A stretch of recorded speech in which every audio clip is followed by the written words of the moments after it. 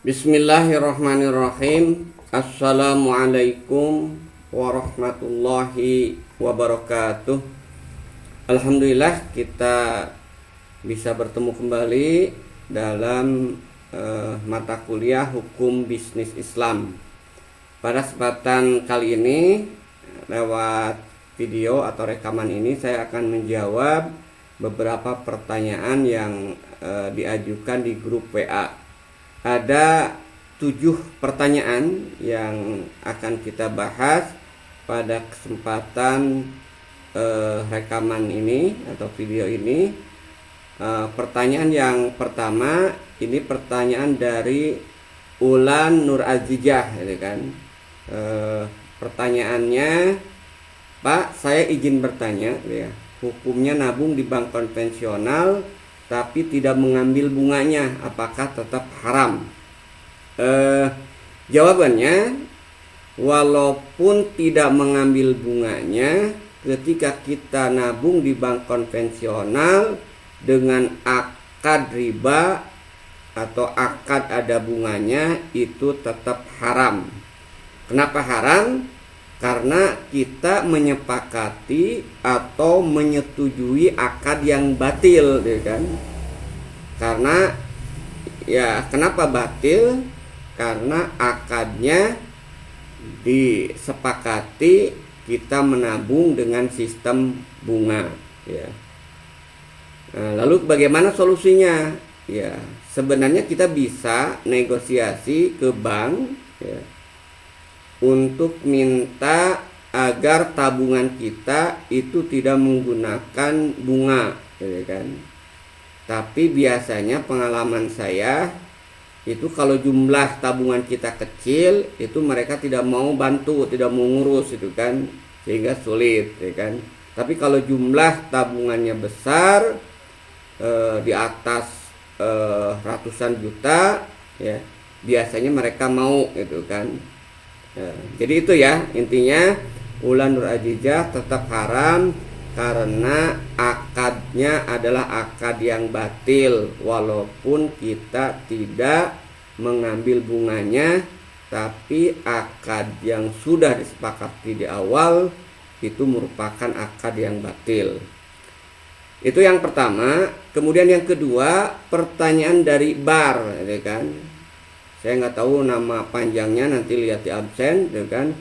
Pak, izin bertanya, jika dilihat dari fenomena di masyarakat sekarang, ya, banyak perumahan yang berbasis Islam, ya, yang mengharamkan riba, tetapi pada kenyataannya developer itu bekerja sama dengan bank konvensional dengan alasan untuk memperbesar laba. Apakah ini dikatakan laba?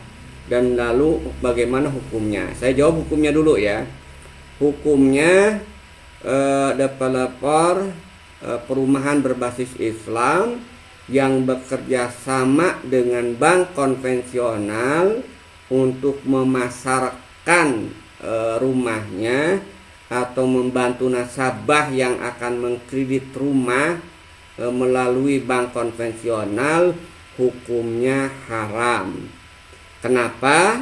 Karena yang pertama, kalau kita lihat, ini masuk dalam kaidah usul fikih, al wasilatu ilal haram haramun. Sarana yang bisa menghantarkan kepada keharaman itu pasti haram. Maka kerjasama dengan bank konvensional yang akan menghantarkan kepada transaksi ribawi itu haram. Kemudian yang kedua, kalau kita lihat berdasarkan hadis Rasulullah yang harus kita perhatikan, yang diharamkan dalam riba, ya, itu bukan hanya satu pihak, gitu kan.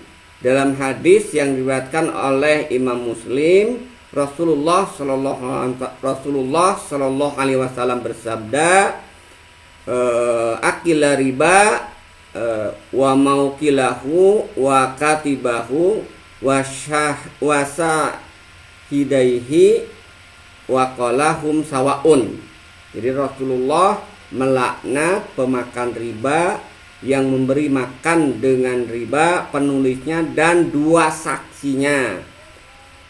Nah, developer yang kerjasama dengan bank konvensional untuk membantu nasabahnya memiliki rumah dengan cara kredit ribawi itu masuk dalam kategori salah satu dari keempat ini, yaitu bisa jadi saksi ya, karena pasti developer itu kan akan menjadi saksi terkait dengan transaksi riba tersebut.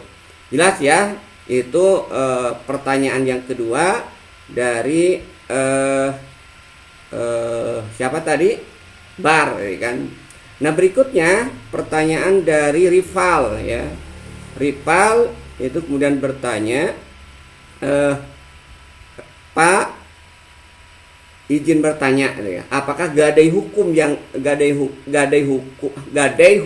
riba juga?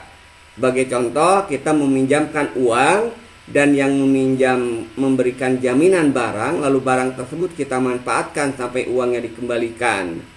Jawaban saya itu betul, itu riba. Dalilnya apa? Dalilnya kalau kita lihat dalam salah satu hadis yang pernah juga saya sampaikan pada saat perkuliahan, Rasulullah Shallallahu Alaihi Wasallam bersabda, "Kullu qardin jaro manfaatan fahuwa riba." Setiap pinjaman yang mengambil manfaat dari pinjaman tersebut, maka itu masuk dalam kategori riba. Itu yang pertama. Kemudian yang kedua, ada hadis yang secara khusus menjelaskan terkait hal itu, gitu kan. Jadi Rasulullah Shallallahu Alaihi Wasallam menjelaskan ya terkait dengan pemanfaatan barang gadaian ya. Dari hadis yang diriwayatkan oleh Ibnu Majah, Rasulullah Shallallahu Alaihi Wasallam bersabda, ini kan. Jadi jika salah seorang kalian memberikan pinjaman lalu dia diberi hadiah atau dinaikkan ke atas kendaraannya, maka janganlah dia menaikinya dan janganlah menerimanya. Jadi hadis ini secara tegas memberikan larangan terkait dengan memanfaatkan kendaraan yang terkait dengan jaminan dari utang atau yang disebut dengan kordon. Jelas ya, Rival ya. Itu saya kira jawaban yang nomor 3. Kemudian nomor 4, ini dari Reja Maulana ya kan. Pak, izin bertanya, ya ini pertanyaannya, apakah ketika seseorang mendapat kiriman uang dari ATM bank konvensional itu juga termasuk riba? Jawabannya itu bukan termasuk riba dan hukumnya boleh. Kenapa? Kembali lagi kepada yang saya sampaikan di awal hadis ini ya. Jadi yang diharamkan terkait dengan riba ya itu hanya 4 kelompok ini ya kan. Jadi selain dari kelompok ini maka tidak masuk dalam kategori aktivitas yang diharamkan. Jadi dalam interaksi kita dengan perbankan perbankan konvensional itu ada yang halal ya, termasuk ya produk dari perbankan konvensional, tidak semuanya haram. Ada yang halal. Apa yang halal?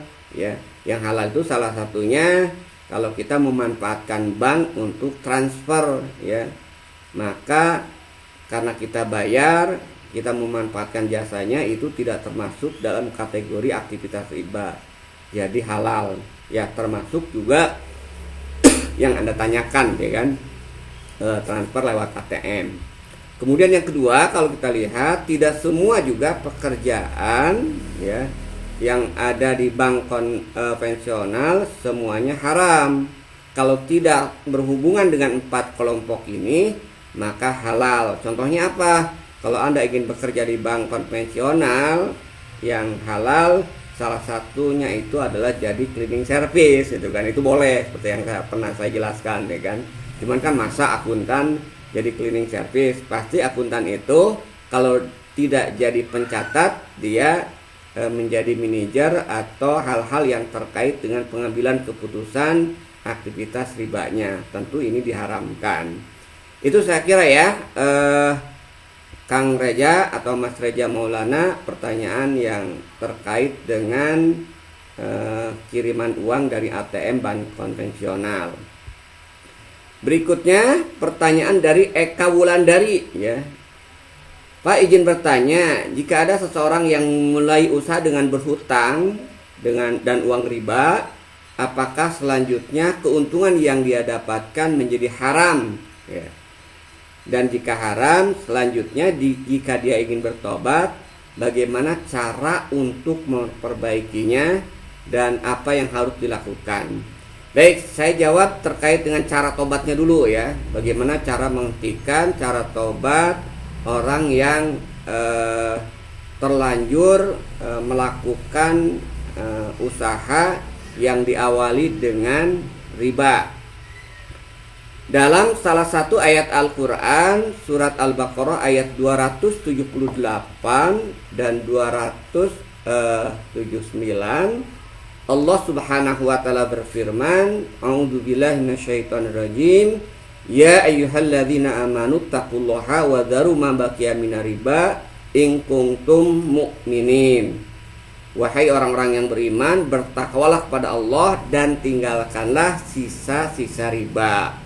Jadi kalau kita lihat dengan ayat ini, kalau seseorang yang sebelumnya kemudian tidak mengetahui bahwa bunga itu haram, kemudian dia sadar, kemudian tobat, maka dia harus menghentikan aktivitas ribanya untuk tobat. Caranya seperti apa? Dia menghentikan pembayaran bunganya, ya kan? Misalnya gini ya, seorang pengusaha dia pinjam uang dari bank 100 juta jangka waktu 5 tahun. Baru berjalan 2 tahun dia sudah sadar, ya kan? Kemudian tobat, mau berhenti, maka dia tinggal datang ke bank ya, tanyakan pokoknya berapa, dan disitulah Anda pengusaha tersebut harus nego itu kan, nego agar bisa bayar pokoknya saja dan dilunasi kalau bisa pada saat itu juga ya kan. Nah biasanya ini sulit ya kan, karena bank punya ketentuan. Tapi kalau serius dan biasanya masuk ke pengadilan atau sungguh-sungguh, ya biasanya itu bisa itu kan. Nah Anda nanti bisa lihat ya di media sosial, ada satu komunitas yang dikenal dengan pengusaha tanpa riba atau komunitas Ekbank. Nah di situ berkumpul mantan karyawan bank yang tobat, mantan pengusaha yang tadinya pengusaha, bukan mantan ya, tetap pengusaha yang kemudian berhenti dari aktivitas ribawinya. Nah saya pernah dapat cerita, jadi bisa sebenarnya diupayakan kita kemudian bertobat dan menghubungi bank untuk berhenti ya dari pinjaman dan hanya mengembalikan pokok, walaupun memang melalui proses yang sangat panjang. Itu ya yang pertama, cara bertaubatnya ya. Jadi berhenti dan tidak melakukan kembali. Nah pertanyaan berikutnya, apakah keuntungan yang didapatkan juga haram ya? Untuk keuntungan yang didapatkan kalau itu tidak tahu ya, maka insya Allah itu masuk dalam kategori rufi al-qalam. Keuntungannya insya Allah tetap halal kalau tidak tahu. Tapi kalau sudah tahu tetap melanjutkan, yaitu haram. Apalagi kalau setelah itu berhenti kemudian usahanya dilanjutkan, maka kalau dia tidak berhubungan dengan riba, maka insya Allah pendapatannya halal dan juga berkah.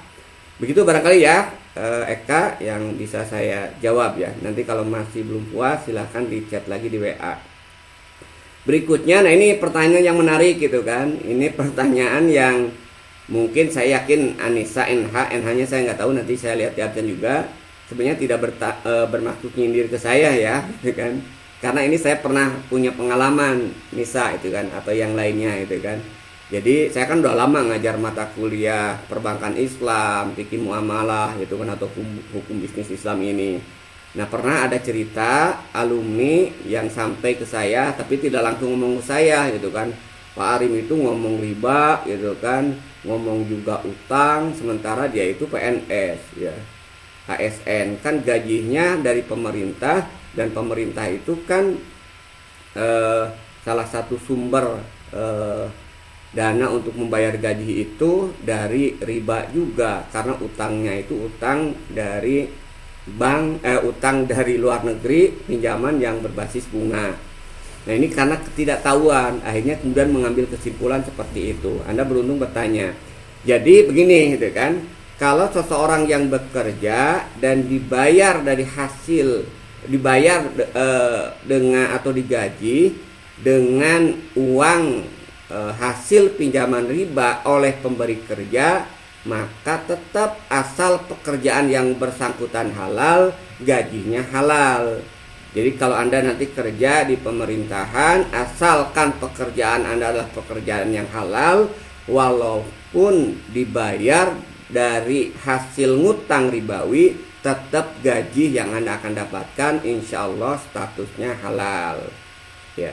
Karena kalau kita lihat, kalau bicara tentang halal ya, tentang hukum ya, karena Anda juga atau siapapun, misalnya ini contoh, pernah juga yang ada konsultasi ke saya, gitu kan, bapaknya dia kerja di bank konvensional, lalu bagaimana uang yang diterima oleh dia dan juga